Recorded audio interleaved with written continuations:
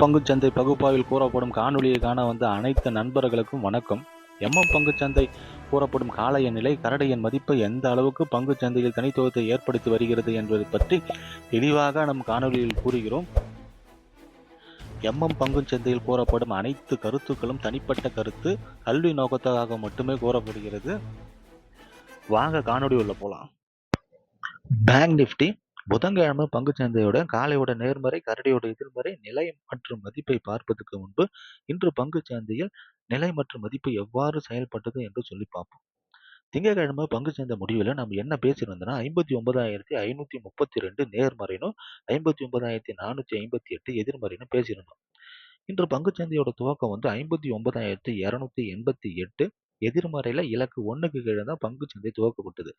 துவக்கம் கிடைத்த உடனே காளைகள் எதிர்மறையோட இலக்கு 1க்கு மேல போற மாதிரி முயற்சி பண்றாங்க. ஆனா கரடிகள் தடுத்து நிறுத்தி இலக்கு 1லிருந்து இலக்கு 2 என்ற நிலையை அடைகிறாங்க. இலக்கு 2 59,168 என்ற நிலையை கரடிகள் அடைகிறாங்க. கரடிகளை இலக்கு 2க்கு மேல செல்ல விடாம காளைகள் தடுத்து நிறுத்துறாங்க. ஆனா இன்று பங்குச்சந்தையோட முடிவு எதிர்மறையில இலக்கு 1 இலக்கு 2க்கு மேல 59,010 என்ற நிலையில இன்று பங்குச்சந்தை முடிவடைகிறது. இதை பொறுத்து நாளைய பங்குச்சந்தையுடைய நேர்மறை மற்றும் எதிர்மறையை பார்க்கலாம். பேங்க் நிஃப்டி இன்று பங்குச்சந்தையோட முடிவு 59,010.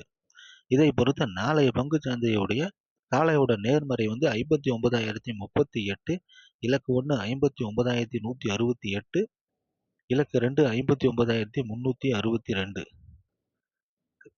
கரடியோட எதிர்மறை 58,958, இலக்கு 1 58,838, இலக்கு 2 58,658.